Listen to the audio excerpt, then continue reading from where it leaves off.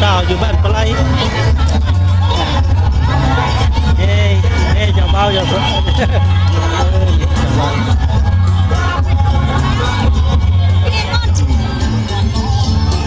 เอามีตู้พร้อมได้เนี่ยเจ้าเบาเนี่ยเด็กเจ้าเบามาจากบ้านนนยางเจ้าเบากันเด็ก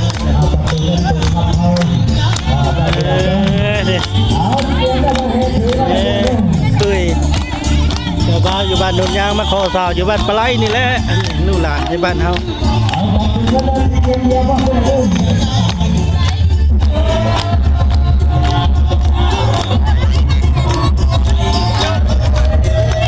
โอ้นี่ลาบนี่เลยนี่ฟ้าผ่อนเลยมาครั้งนี้เจ้าบ้าน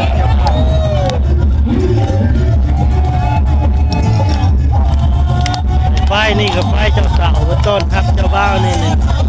เอาแล้วมาดิ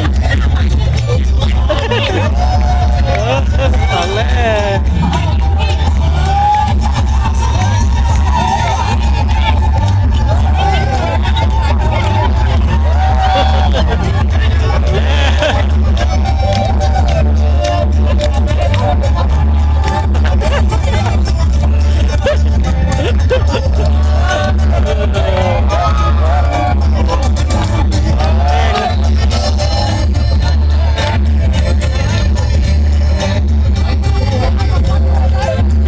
บ้านนนท์อ้างมาขอเจ้าสาวอยู่บ้านปลายนี่นะเนี่ยร้านสาวเท่าแก่ต้องใหม่เพิ่นเจ้าบ่าว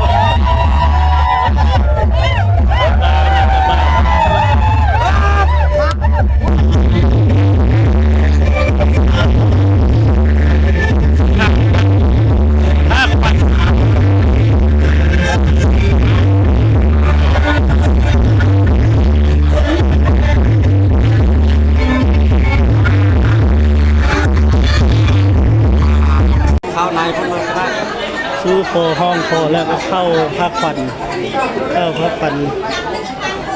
ซื้อโคโตเคนกันได้ดีโมพามเพิ่นกำลังทำขวัญเนี่ยตอนเศร้าเพิ่นห้องโคกันเนี่ยห้องโคฮีทโคคล้องได้เบ้าทึกต้องปองดองกันแล้วครับตามฮีทคล้องบ้านเฮากันนี่แหละโอเคทางฟังไฟทรายไฟยิงจะเอากันแล้วก็ทึกต้องปองดองกันแล้วครับเข้าไปกันชื่อเคนเลยข้ามเพิ่ม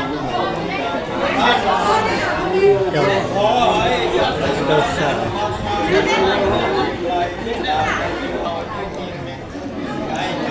ไปเจ้าสาวเจ้าบ่าวไปพิธีบาสีสุขวัญเขตตามประเพณี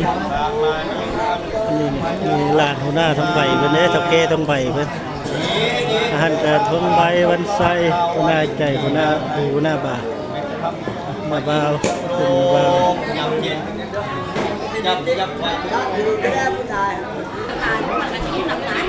ญาติเจ้าบ่าวบ่นี่นะกินแล้ว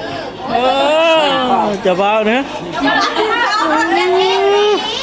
เจ้าบ่าวหิวแล้ว